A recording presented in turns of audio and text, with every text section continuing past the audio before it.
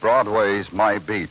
From Times Square to Columbus Circle. The gaudiest, the most violent, the lonesomest mile in the world.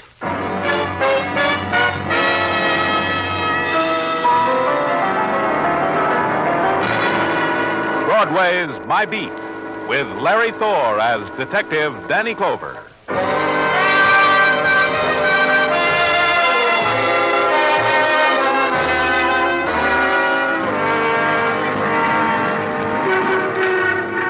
Broadway. It's a neon shriek of despair that claws across the face of night, that tears at the black wind that beats against the silent dust.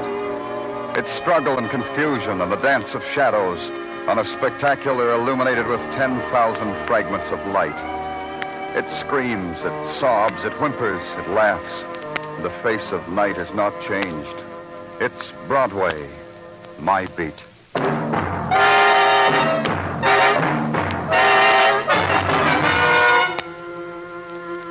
They were waiting, the harbor police, their launch dancing against the shadows of the curious, waiting and bound in the veil of mist rising above the river.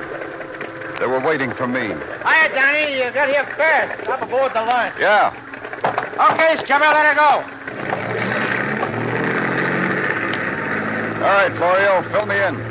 Well, Danny, it goes something like this. The city engineers were dredging the river for some social purposes or No something. philosophy, Florio. I'm not up to it. Yeah, okay, Danny.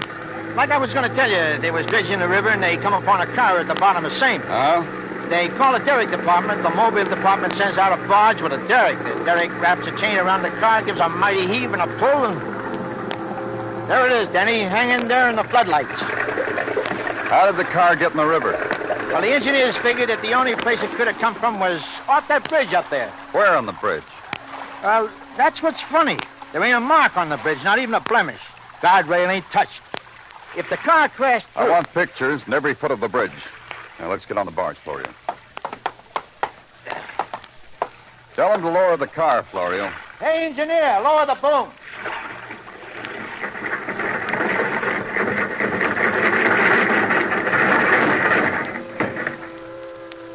Boy and girl in the car, Danny. It's a long time in the river. How long? The engineer says from the amount of rust on the car, 2 or 3 days. Here, help me open the car door, Florio. Yeah, Danny. It's stuck. All that river water rusted the lock. Well, we keep trying. For a bad man, you got muscles, Danny. Danny, Why did you have to call me, Florio? Why me? but this makes it all the more down your alley, Danny. The bullet holes plugged neatly in the heart region. 1 each to each. They weren't not only drowned, were they? No. Florio, come here. Yeah? Yeah, Danny. What do you want? What does this look like to you? It looks like the front end of the car was smashed, like it hit something. Yeah, that's what it looked like to me. You think that's something, Danny? Come around here to the back. Now, you see that, Danny? And you tell me I shouldn't be philosophical. No. Yeah. Yeah, Danny. A sign. A sign that says just married.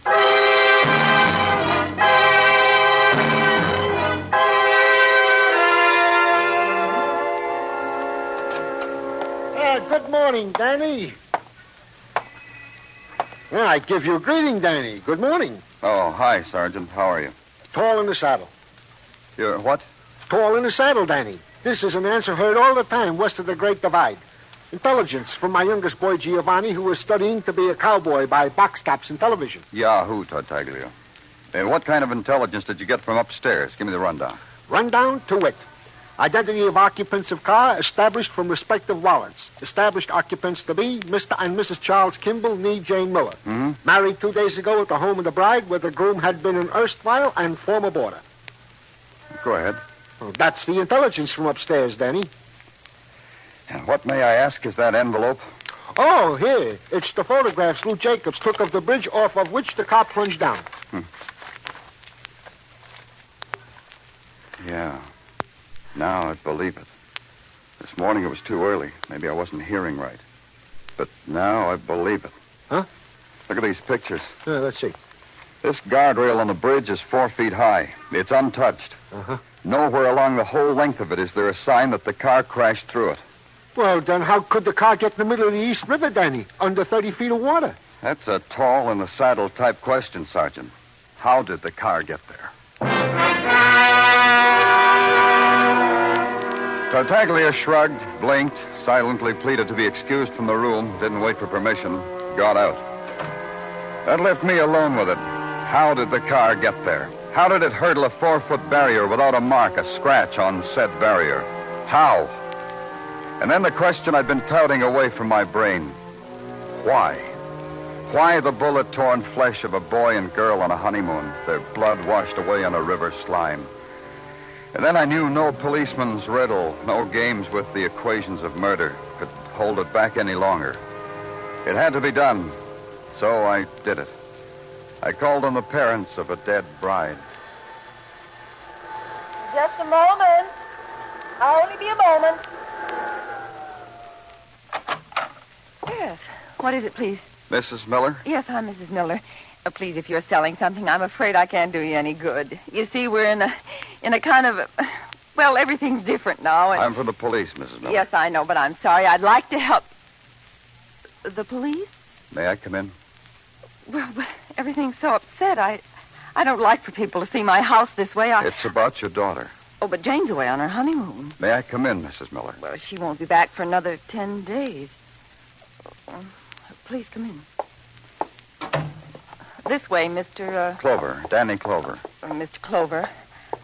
I'm sure you'll want to talk to my husband, too. We've been rearranging the furniture. You see, 2 of our rooms are unoccupied now, and, Ben... Yeah, what do you want? Well, don't move the chair now, Ben. It's the policeman, Mr. Clover. Couldn't you have stated your business at the door, Mr. Clover? You see, I'm quite occupied at the moment. It's something about Jane, Ben. About Jane. Oh. What do you have to do with her, Mr. Clover? Do you have a picture of your daughter? Oh, yes, we have a whole album. A recent picture? Well, one of the wedding of her and Charles and of Ben and me. May I see it, please? Wait a minute. What right have you to come into my house to... Oh, please, Ben. Mr. Clover just asked to look at Jane's picture. Well, there it is on the mantel, Mr. Clover.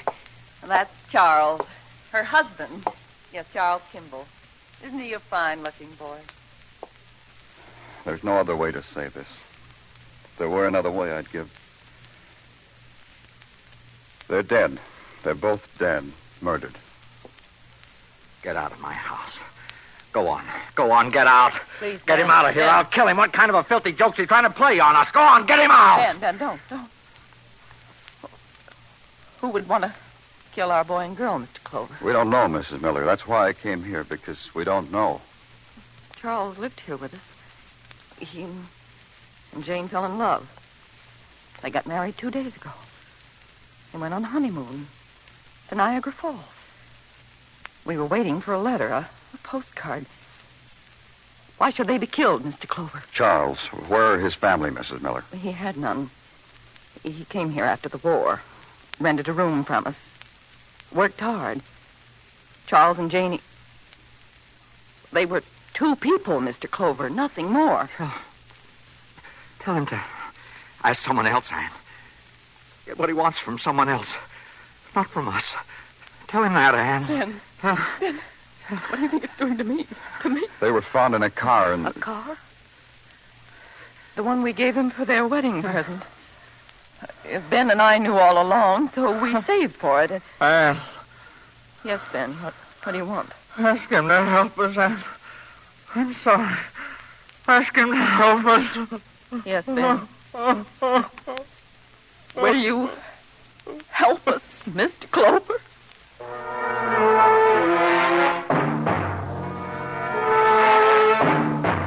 It was a basic question. It had a background of a few thousand years to it.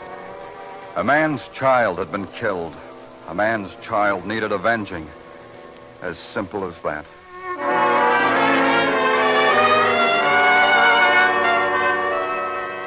There's a cult that comes with civilization. Men who put on white jackets buttoned at the throat and measure violent death with slide rules.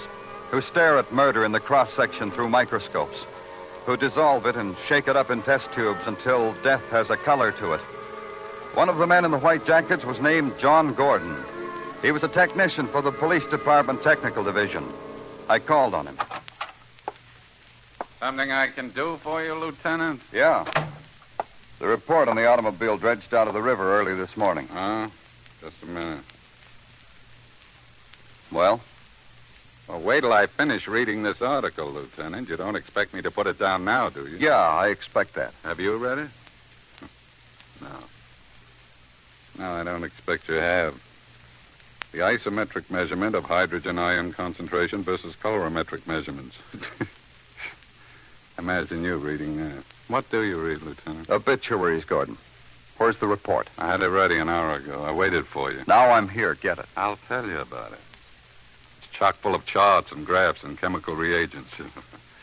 You'd be distressed. What's your great sorrow, Gordon? Who did what to you? The report, Lieutenant. It says the passenger car and the truck... What truck? Please. All right. The size, the shape of the crumped front end of the passenger car, together with the molecular displacement of the metal, indicates that the car, assuming a normal rate of speed, indicates that the car hit a truck. What kind of truck? I was getting to that. I don't know. Scrapings indicate that the paint of the truck was new and not its original coat, a widely used paint. From information available, the make of the truck is impossible to identify. What else? My job is done. Now it's in your very capable hands, I'm sure. Pardon me. John Gordon, Police Department, Technical Laboratory speaking. Oh? Yeah. Yes, he's here. For you, Lieutenant. Thanks. Hello? They switched me to you, Danny. On account of I asked. It almost took too long. Who is this? Floyd Carpa, Danny. Come get me, kid. I got news for you. Well, tell me now, Carpa. What kind? Charles and Jane Kimball, the couple who took a honeymoon in the river. Come get me, kid. Yeah, where? Bowery, 320 Front Street. Walk back, hurry, kid. Carpa. Come get me, Danny. Please, listen. I never said it to a cop before. Listen, come get me, please. It was a name to launch a minor nightmare. Floyd Carpa. A man who dressed too well, perhaps to spite the memory of the years of wearing cast-off clothes. A little man with hate perched on his shoulder like a sharp-beaked creature. Vocation, hoodlum. Majoring in bank holdups. 3 of them, 2 convictions. Floyd Carpa in the Bowery. He didn't belong there. Carpa saying he knew about the Kimball murders. It didn't fit. Carpa saying please to the police. It didn't make sense. 320 Front Street, he'd said. I went there. Walked back, he said. I did that. I'm Danny Clover here.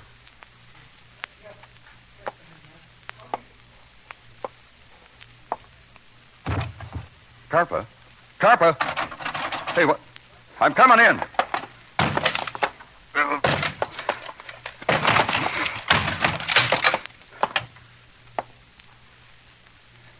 You almost made it with that. It was Carpa, all right. I had to look close to make sure, but it was he. No hate now. Something lent its own special expression to his face. Something, the bullet wound in his stomach, the time of pain, the final hugging close of the darkness. Floyd Carpa was dead.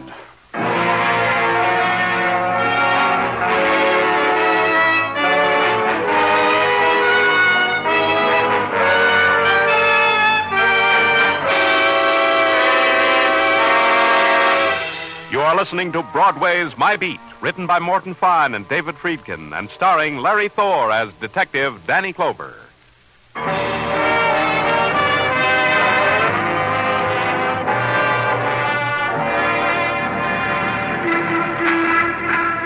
Broadway demands quality to its crime, else Broadway pays no attention.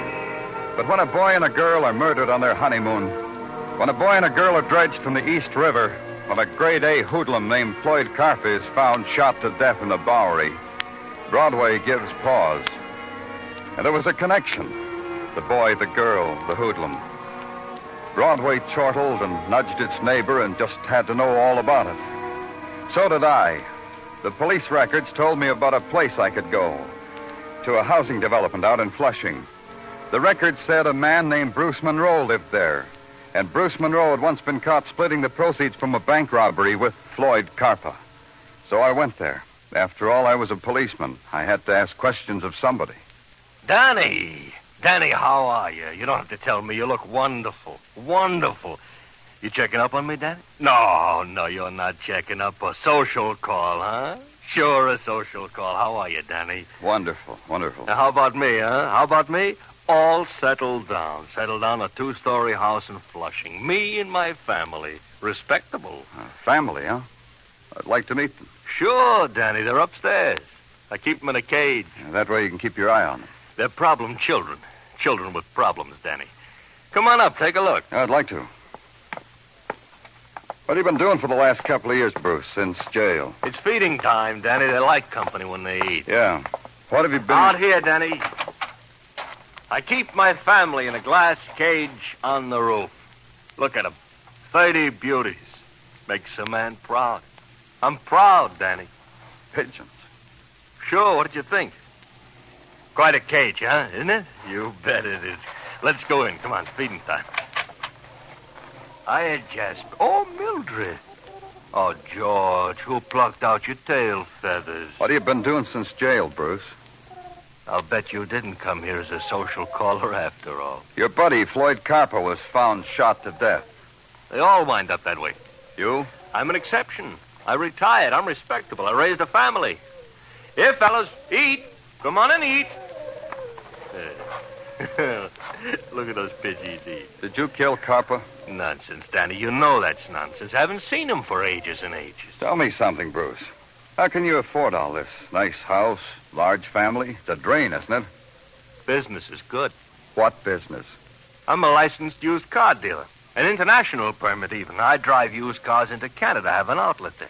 Oh, come on, Elliot. Eat your corn. Oh, you won't eat, Danny. No more bank heisting, huh? Danny, you know that's nonsense, too. Look, Danny. Mm-hmm. Danny, frankly, Danny, you're upsetting all of us. I'm being voted in tonight. I got to make a speech. Flushing Homing Pigeon Society's voting me in tonight. Questions like yours could ruin my acceptance speech. Bruce Monroe placed a kernel of corn on his lips, puckered them, and then extended a finger. Lucille fluttered to the finger, was lifted to Monroe's mouth, and daintily pecked away at the lunch so lovingly served. All that billing and cooing did something to me, so I got out.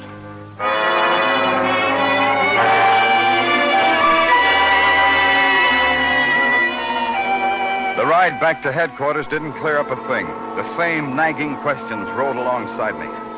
Why was the hoodlum Floyd Carpa dead? What had the hoodlum Floyd Carpa to do with the life and death of a boy and a girl whose lives had been ordinary, whose death spectacular and grotesque? Sergeant Tartaglia couldn't make sense out of it either, or as he put it... I can't make no sense out of it, Danny, either. I have been mulling over this sad affair with the Mrs. Tartaglia. She can't make no sense out of it either. No? No, Danny. The scene of our mulling it over, I remember like it was a picture on a calendar. Mrs. Tartaglia was hovering over her mixmaster, hustling up some pizza dough. I was reading to her from the paper in my stocking feet. We was very domestic last night, Mrs. Tartaglia and Tartaglia, what have you found out about Charles Kimball, the dead boy? Oh, sure, Danny, sure. I got it right here. What we have found out about Charles Kimball is that he was a good boy with an honorable war record, with decent law-abiding friends, with a decent law-abiding job in a paper factory. He was a good boy, Danny. Yeah, that's what I thought. Anything else? Yeah, a couple items. Tartaglia, what do I have to do to get you to tell them to me? Oh, nothing, Danny. Just ask me. Don't look that way, Danny. I'll tell you. Tracing down the truck with which the Kimball car collided is still in the process of being traced down. This means they haven't found it. Well, tell them to find it. Yeah, I'll do that, Danny. Now, here is the piece de resistance, a teletype writer from the Poughkeepsie Police Department. Well, what makes it so resistant? It wants Floyd Carpa. Huh? Yeah, Floyd Carpa. They want him on suspicion of a bank robbery that took place recently in Poughkeepsie. They want to know, do we got him, this Floyd Carpa? It's so the bank teller can identify him. Do we got him, Tartaglia? Yeah, in a manner of speaking. So tell them that, Detective. Put it on the teletype. We don't want to keep Poughkeepsie in suspense, do we?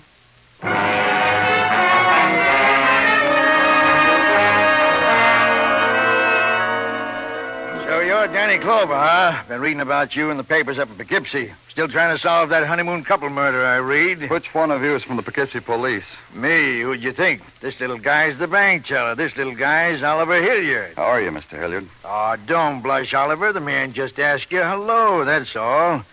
Answer, Mr. Clover. No? What are you going to do with a guy like that, Danny? He shoots and wounds a heister who could be Floyd Carper. Now he blushes. This way. I want you to look at Floyd Carper. Then Mr. Hilliard will know for sure. Down this corridor. Oh, you got him on ice, huh? Say, what do you think of our work up in Poughkeepsie, Danny? I haven't heard. About matching a 3-day bank robbery with a known bank robber. Clever, huh? You're real magnificent.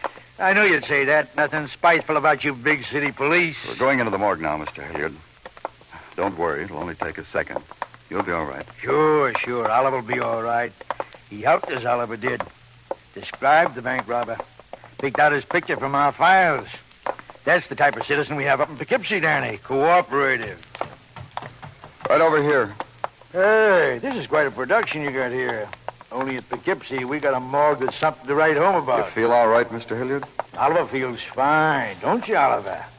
Bet you can't wait till you get home and tell your wife about this, huh?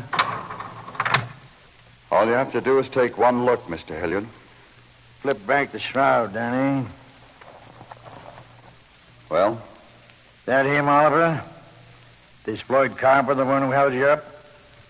Yeah. Oliver nods his head, yeah, Danny. Positively, huh? How do you like a cooperative citizen like that, Danny? The kind we grow in Poughkeepsie. Poughkeepsie's policeman, the bank teller, and I had nothing else to say to each other after that. When it finally registered on the Poughkeepsie policeman, he shook my hand heartily, thanked me from the heart, wrapped a hearty arm around the bank teller's shoulders, and led him back to Poughkeepsie. I started back to my office. On the way, Tartaglia shoved a phone message in my hand. It was from Detective Muggavan. Muggavan had something, the message said. Something maybe hot, maybe cold. Anyway, the something was in a garage uptown. Come right away, it said. So I changed course and went to the garage. This is called Morgan's Garage, Danny. Caterers to the desires and ailments of trucks, moving vans, trailerways, all kinds of heavy vehicles. Interesting. Yeah, like you say, interesting. This one over here, for example. Fascinating piece of machinery. Why does it fascinate you, Muggavan? 2 reasons, Danny. First, because it's exactly like one of my kids' toys. A trailerway, they call it. It picks up and delivers automobiles, carries them on the highways and the byways. Somehow it gives me a romantical feeling, these automobile carriers. The second reason, Muggavan? The second reason also fascinating. This trailerway is the truck you've had the whole department looking for, including me, Danny. What? Yeah, the one into which the honeymoon car crashed, or vice versa, before going over the bridge into the river. Are you sure?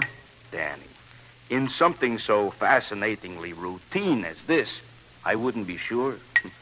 I've been scraping hunks of paint off of it, trotting them down a technical, trotting back, examining the stent and the grill work, trotting down a technical, trotting... Muggavan, would it be asking too much of you to shut your big mouth? Oh, not too much. Something, Danny? All this routine adds up to something? Danny, come back to me, Danny. You're so far away. That's how they did it, Muggavan. Carper makes us get away from a bank job upstate in a car, drives it up on this trailway. He and his buddy drive off. Who looks for a runaway car on one of these things?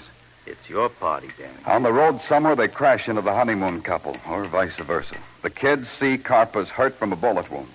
They're murdered for seeing that. The murderers drive the kids' car up on the trailway, stop at the 59th Street Bridge, dump it. That explains the no scars on the bridge's guardrail, huh? Yeah. You sounded like you were tired of routine. Is that right, Muggavan? Yeah, that's right. I'll change it for you. Ever been to Flushing?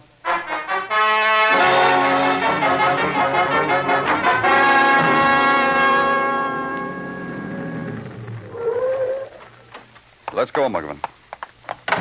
This house. Oh, such a serene and peaceful habitat, Danny. Hey, look, yellow shutters and chinch drapes. Tasteful. Ring the bell.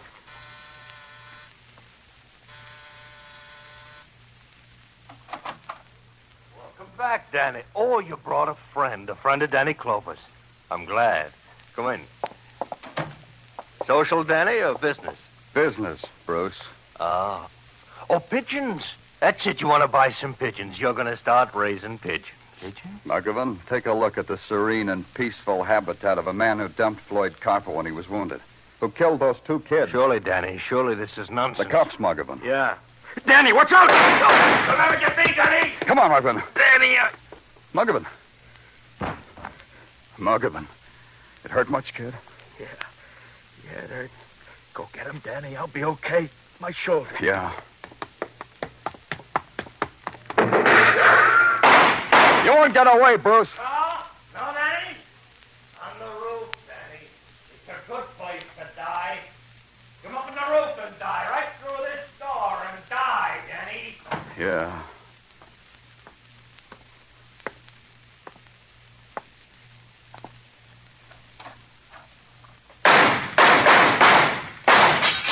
Me, Danny. Shooting me. If one of my pigeons is hurt. Throw away your gun, Bruce. Throw it away. That's me nice, Danny. That's me real nice. I got news for you, Danny. No more bullets in my gun. Throw it here. Yeah? See how I do what you tell me when you ask me nice? Put your hands behind your head and walk toward me. Yeah. Don't look like you hurt any of my pigeons, Danny. That makes me glad for you.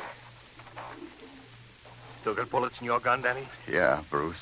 What are you going to do, kill me in cold blood? You could real easy.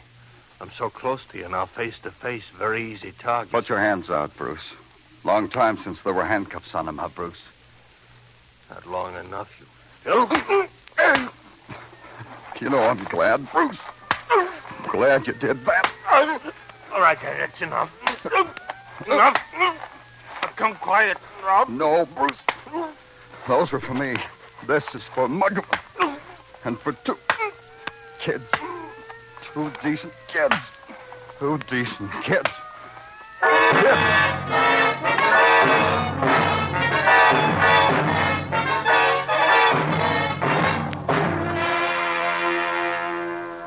What tried to stop me was something gentle. A gentle, easy Irish voice telling me I didn't have to hit him anymore. But I might as well be hitting a rag doll. That's enough, Danny, it said. Enough. Then they pulled me away. That was good because I would have killed him. Then I asked a question. The same gentle Irish voice told me Muggavan was all right. 3, 4 days, maybe, and he'd be all right. And that was good, too.